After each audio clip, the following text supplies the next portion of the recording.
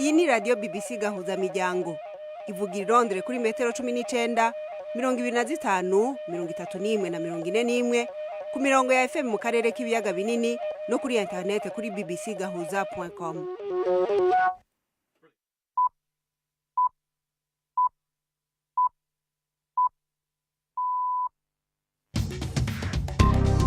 Ubu ni isaha 10 n'igice ku isaha mpuzamakungu ya GMT, isaha 12 n'igice mu Rwanda no mu Burundi, muri kumwe na Florentine Kwizera. Ndabaramukije mwese kandi ndabahaye ikaze abakunzi ba BBC Gahuza miryango. Turi ku munsi wa kane itariki 2 z'ukwezi kwa gatanu muri 2019. Izi ni zimwe mu ngingo zigize ikiganiro cacu cyo kuri uyu munsi. Mu Rwanda umunsi sentare y'Inyanza yatanguye kuburanisha abantu 25 bivugwa yuko bari abanywanyi ba FDLR baregwa gushaka uko bashatse guhirika ubutegetsi bw'ico gihugu. Urwego rujejwe kugenzura itangazamakuru muri Kenya rwasavye ko bamwe mu banyamakuru bahagarikana ko muri Uganda, naho muri Kenya havugwa umunyamakuru yaciwe amadolari hafi 300 kubera yatsinzwe n'urubanza rwo gucyoza uwari umushikiranganje. Muri Republika ya Demokrasi ya Kongo igitero cagabwe mu ntara ya Ituri cahitanye abantu 6 barimwo umusirikare. Tubafitiye n'urunana muri iki kiganiro hagarikiwe na Mark Niyonkuru.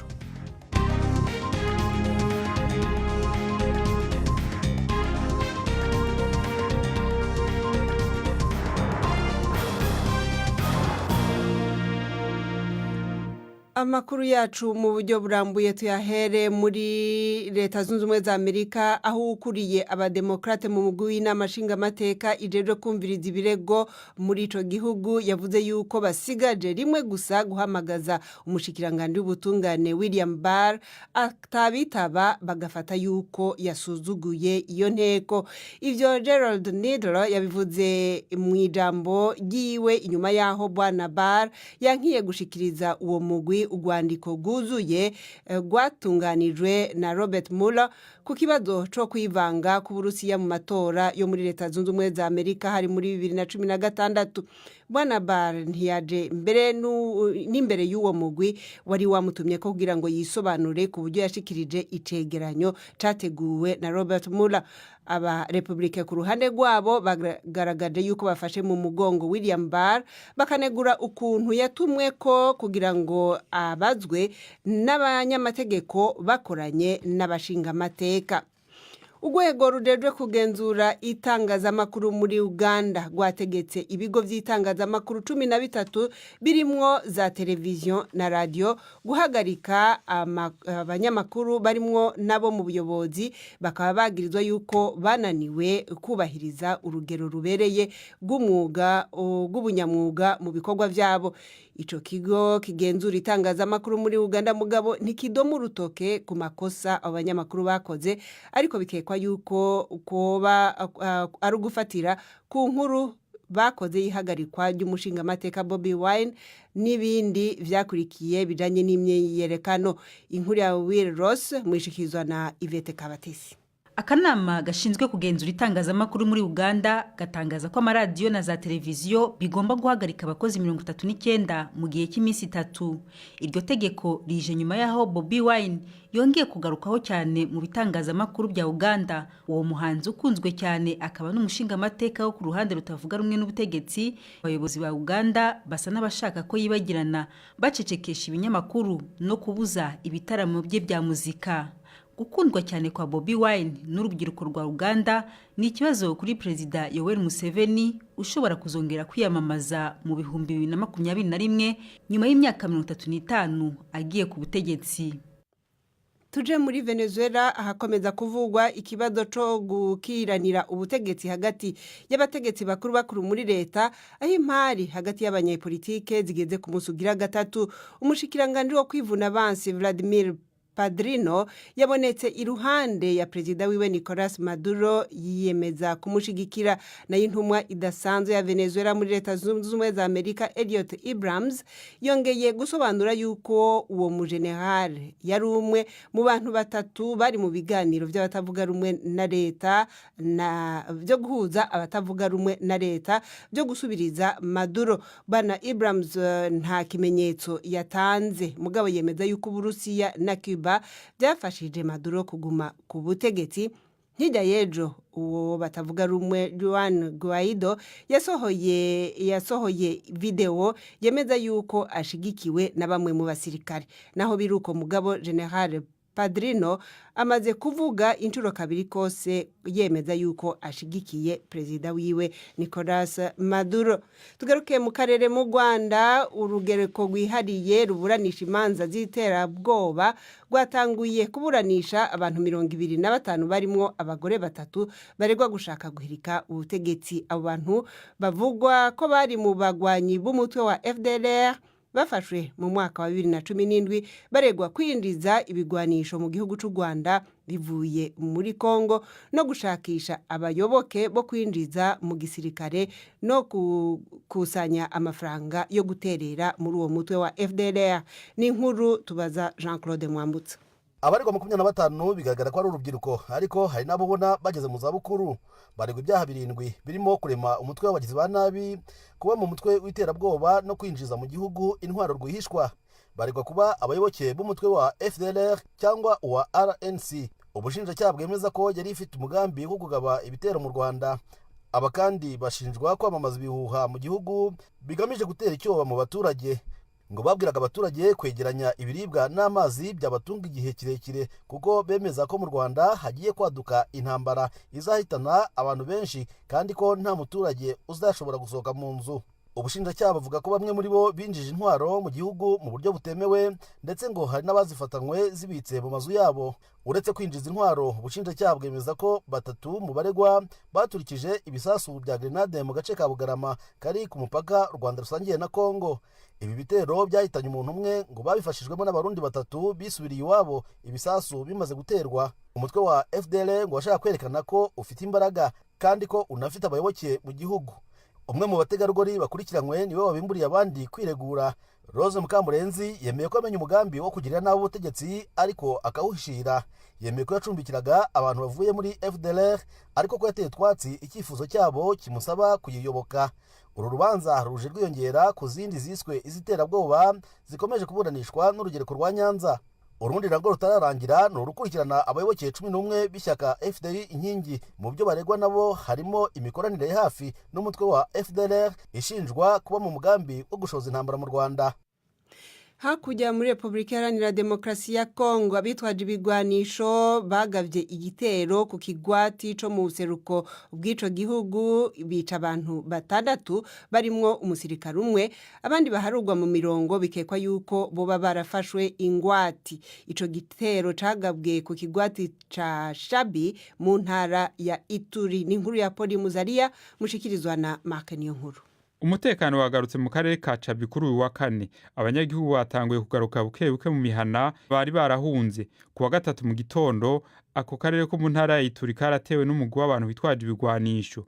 Inkuru ziva ngaho hantu zivuga ko abasoda ba Kongo bamaze isaha irenga bariko bararasana n'izo nyeshamba. Umuvugizi w'igisirikare mu ntara ya Ituri, Lieutenant Jules Ngongo, avuga ko ari nyeshamba za ADF zamuka mu gihugu ca Uganda zigwanira hanini muri Beni amaja mu manuko. Ibitigiri bitangwa n'igisirikare bivuga ko inyeshamba 5 zapfuye hamwe n'umusodo umwe wa leta ya Kongo. Igisirikare kiravuga kandi ko cafashe inyeshamba imwe.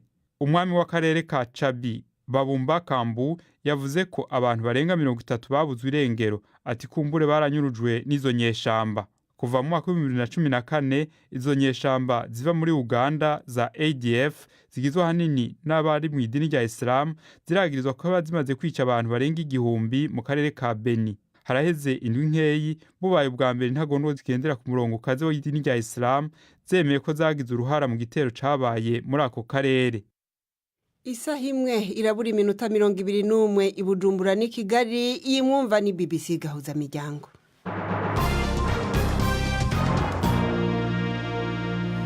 Gahuza miryango ibajane muri Sudan aho ibihumbi by'abari mu myerekano bongeye kwerekeza ku cicaro gikuru ca gisirikare kugira ngo barabe ko bogondoza abasirikare bakuru bafise ubutegetsi kubushikiriza mu mino y'abasivile. Umugwi w'abahanuzi uri kuragerageza kuraba ko ibiganiro vyahagaze hagati y'abo basivile n'abasirikare vyokomeza. Aba basirikare bakuru bifuza yuko indwi muri 10 bazoba bagize umugwi w'inama mfata kibanza boba ari abasirikare. Uruhande rutavuga rumwe na leta nago rugasaba yuko iyo nama yobigizwe n'abantu 15 abenshi bakaba basivile. Abanyamakuru ba BBC bavuga yuko hari ikebwe yuko igisirikare kititeguye gusubiza ubutegetsi mu mino y'abasivile na gatoya. Muri Kenya, John Kitongo umunyamakuru ari mu bantu bashira ahagaragara ikibazo c'ibiturire mu kuvunira akagohe ababikwiye yaciriwe ihadabu y'amadolari ibihumbi 270. Ayo mafaranga akazohabwa uwahoze ari umushikiranganji Chris Murungaru kuko yatsinzwe n'icaha co kumutyoza.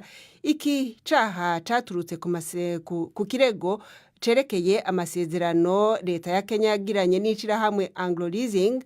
Leta ya Kenya yahombeyemo amafaranga aharugwa muri za miliyoni z'amadolari. Ni inkuru ya Messi Juma mushikirizwa na Ali Yusufu Mugenzi. John Kithongo wigeze kuba umunyamakuru yakurikiranye cyane inkuru y'uburiganya mu kigo cya Anglo Leasing Finance. Mu mwaka wa 2023 icyo kigo cyatanze amadolari miliyoni 27 kugira ngo gihabwe isoko ryo gukora inzandiko z'inzira nshyashya. Hari ibindi bigo by'ibihimbano byahawe isoko ryo gukora ubwato bw'intambara na za laboratwari ariko ntibyatangiwe igihe. Githongo wari umujyanama wa Perezida Kibaki yateguye dosiye igaragaza isano Chris Muruguru n'abandi banyapolitiki bari bafite muri ubwo buriganya. Kubera ibikorwa byo gushaka kumugirira nabi no kumuvamo, Githongo yitwaje urugendo rw'akazi i Londres ahunga igihugu. Ageze i Londres nibwo yasohoye amajwi yafashe ya minisitiri amusaba guhagarika iperereza kuri icyo kigo. Yamubwiye ko nabikora bazahanagura umwenda papa we yari afite. Impirimbanyi bagenzi be bavuze ko icyo cyemezo kitaboneye, cyane cyane ko byemejwe ko hari za miliyari z'amadolari muri Kenya zanyerejwe kandi nta muntu wabihaniwe. Githongo yavuze ko yababajwe n'icyo cyemezo ariko bitamutangaje. Yavuze ko azakomeza kurwanya ruswa muri leta. Twerekeze mu burengero bwa Afrika. Umwe mu bakuru bo mu miryango ya kera mu karere umukuru w'igihugu wa Nigeria aturukamwo yafashwe ingwati. Ababibonye bakavuga yuko abantu 6 bafise ibigwanisho bamenye binjira mu rugo bararasa imbere yo gutwara Musa Umar. Igipolisi co muri leta ya Katsina kikamenyesha yuko abamutwaye bariko barasaba ingwati. Kunyuruza abantu rero bisigaye vyabaye agaharawe muri Nigeria, mu gihe rero uwanyuma ari uwo mu muryango w'umwe mu bacungere ubuzima bwa Perezida Buhari. Bituma abantu bibaza uko ubushobozi bwa leta bumeze mu bijanye no guhangana n'ibibazo by'umutekano. Ku munsi wa gatatu naho aho harejo abantu bitwaje inkoho barafashe abakozi bo kw'ishure ry'abakobwa ryo muri leta ya Zamfara. Naho muri Tanzania havugwa urupfu rw'umutunzi ruhebwa Reginald Mengi ngo yamenyekanye cyane kubera gushora imitahe mu bigo by'itangazamakuru, amahinguriro n'amabuye y'agaciro hamwe rero n'ibindi bikorwa by'ubugiraneza. Yarasanzwe azwiko uyu mugabo yarakwije imyaka 75 yaguye mu mujyi wa Dubai. Ubutunzi bwiwe bwaharugwa muri miliyoni 560 z'amadolari nk'uko bimenyeshwa n'ikinyamakuru Forbes. Reginald Mengi yavukiye mu muryango ukennye hafi y'umusozi wa Kilimanjaro maze arangiriza amashuri ye muri Ecosse. Amaze gusubira mu gihugu cye yabanje gukora akazi k'ibaruramari, ariko aho ubukire bwe yabuvanye hanini ni mu ruganda rukora amakaramu. Guhera mu myaka y'1980 yaguye cyane ikigo cye cy'ubucuruzi cya IPP akigira kimwe mu bikomeye muri Afrika y'Uburasirazuba. Iki kigo gifite abakozi barenga 3,000, kikanagira amasheni ya televiziyo y'igiswahili n'icyongereza ya ITV na Capital TV. kikaba gifite kandi n'ikinyamakuru Guardian cyandika mu rurimi rw'icyongereza. Nk'umuherwe ufite ibigo bikomeye by'itangazamakuru Bwana Mengi, hari abantu bamwe barimo n'abaminisitiri bamushinje gukoresha ububasha bwe mu kubarwanya. Ikigo cya IPP kandi gikora bumwe mu bwoko buzwi cyane bw'amazi yo mu macupa kandi kirimo no kwinjira mu ikorwa rya telefoni na twa mudasobwa dutoya bigendanwa. Arakoze Jacques Nitegeka kuri iyo nkuru. Reka ubu naho duha umwanya abakunzi b'urunana.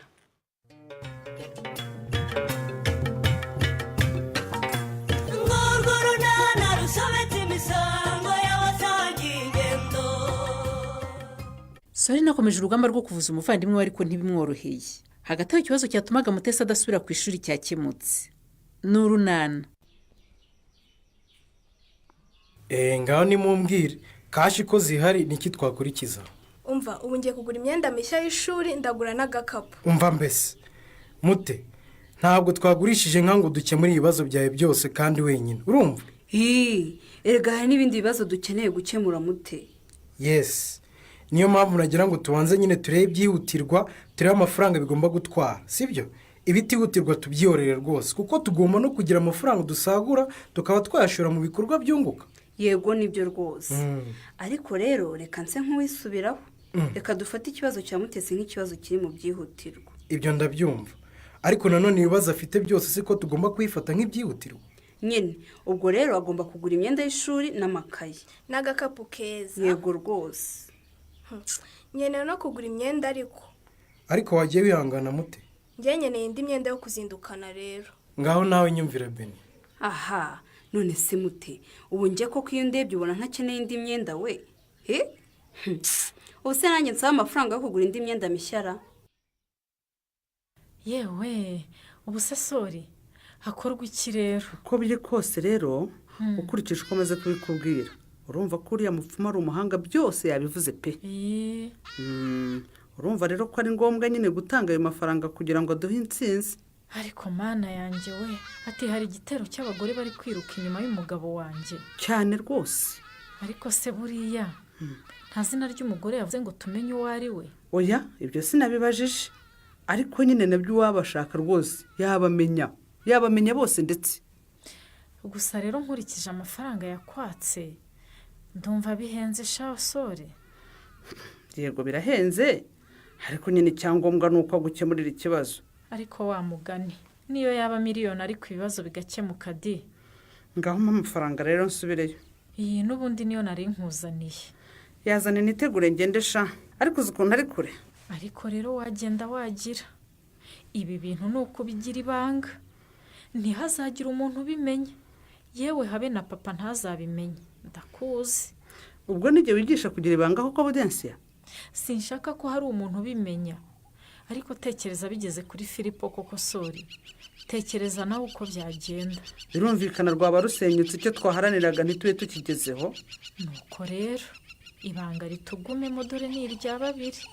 Ahubwo se kuri biriya byo kuba hari icyo umupfumu yagukorera ukabyara impanga ibyo urumva utabikeneye?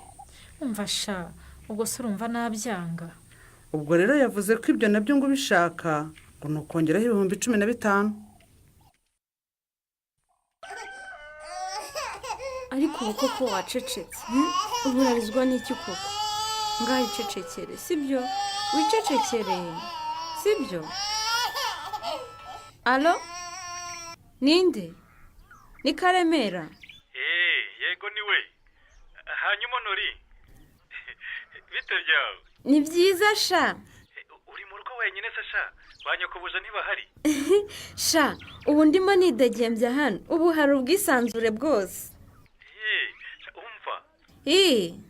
Nagira ngo nkubwire ko ejo wambabaje bikomeye. Sha, narinzi ko nza kugusobanurira. Sha, uzi ko ntarinzi kutaye kuriye we. Ubonye ngo ufatanye na mukecuru koko rangwa udamunshushubikanye koko, munyirukane nk'umujura koko Nori. Umva nkubwire sheri. Umva nkubwire Nori. Ngiye rwose ngiye kuzusubiza telefone naguhaye. Urabyumva neza? Sheri ni ukuri reka nkubwire. Ikize? Sha ndakwinginze byikubabaza. Ni ukuri umva impamvu yabinteye.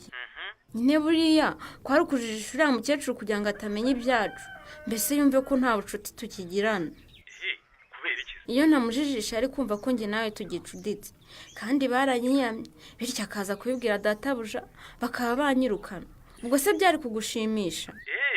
Ariko sha uzi ko ari byo koko, ahubwo nsanze uri umunyabwenge. Ahubwo no gushaka uko twakwihurira rwose, ariko ahandi hatari hano mu rugo. Yego bebe, nze kongera kugutelefona ryahise.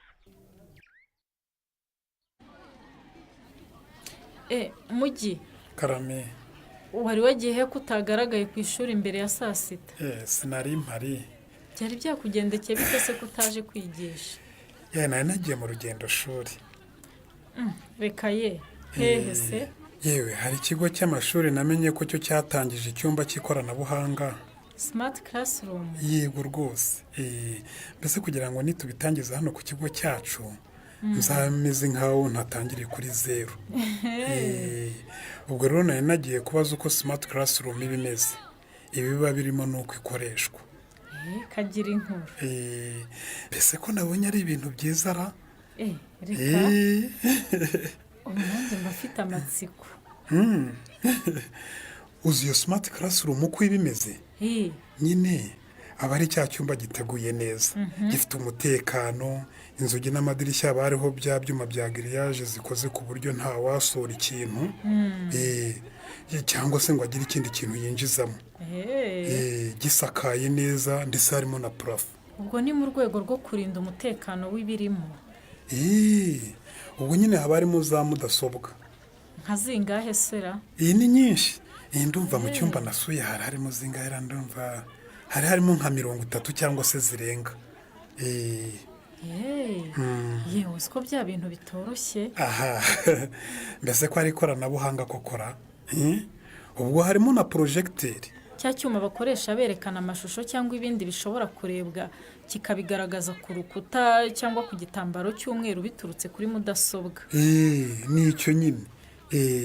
Ubu kandi muri izo mudasobwa harimo na porogaramu z'amasomo atandukanye yigishwa mu ishuri. Reka abanyeshuri baza kwigiramo amasomo y'ikoranabuhanga se n'andi masomo asanzwe nk'imibare, amasomo y'ubutabire, amateka, physics n'andi masomo. Ni ukuvuga ngo umwarimu ushaka gutanga isomo ryakoresheje ikoranabuhanga aza muri icyo cyumba cy'ikoranabuhanga, smart classroom nyine.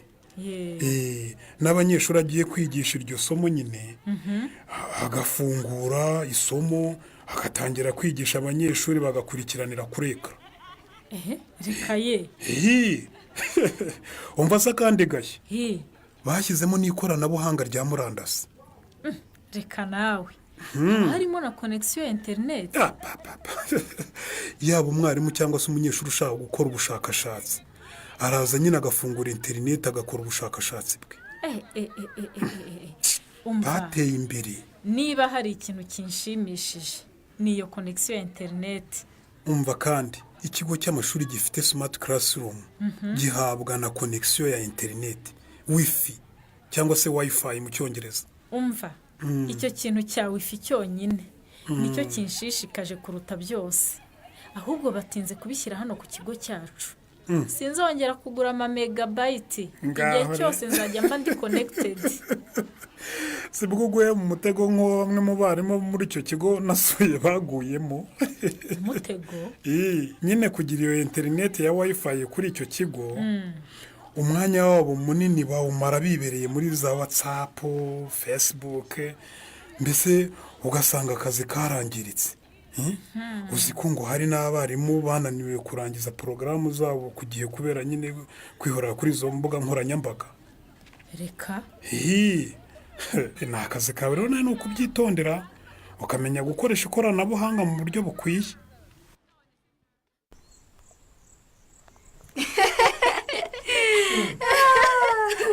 Ariko bako igihe mwasekeye muraseka iki? Ego mbese wamenye ko Mutesi yavuye ku isoko ra?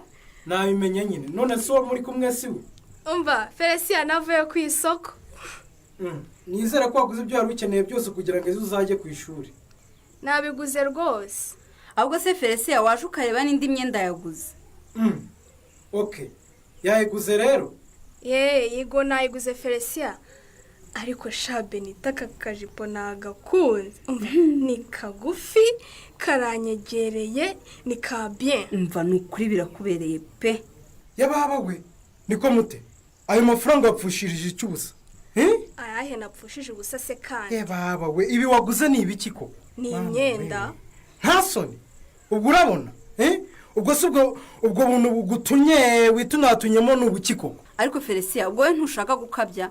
yewe sinzi impamvu Felicien adabashaka ko nishima na rimwe rwose. oya si uko nka ko wishima mute ariko rwose iyo myenda waguze sinyishyigikiye habe na gato, ndetse uhita uyisubizaho bagusubiza amafaranga ugura imyenda wambara ukikwiza. urumva ubu si wambaye ni ibiki? ako nawe rwose Felicien ubu si urabona itamubereye ko? ndavuze ngo nayisubizaho agura imyenda imukwiriye. urumva ari tunareka muri ubu buntu bumwambika ubusase kubera iki kandi ari amafaranga yitanze nta n'isoni. ariko Beni kubera iki Felicien aba ashaka kudutegeka uko dukora buri kintu ngo icyo adashaka ntikigomba kubera iki se? ngomba kubategeka nyine sinjya mukuru wanyu. oya rwose Felicien oya pe. nawe rwose hari aho uri gukabya kugeza nawe utegeka imyambaro Mutesi agomba gukunda koko. nanjye rero ndanze ntabwo nyisubizayo niyi nashakaga niyo nzajya nambara.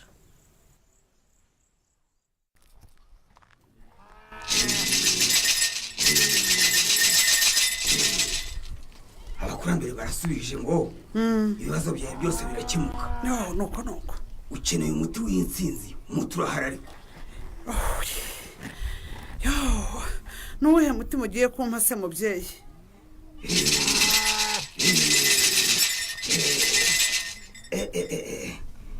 intsinzi ntiwayihabwa utaramara kwishyura amafaranga yose. mubyeyi nta kibazo rwose nari nayazanye rwose ngaya nimwakire. yarambika nayo abakurambere ntabwo ari ayanjye ndaje mubarize rero.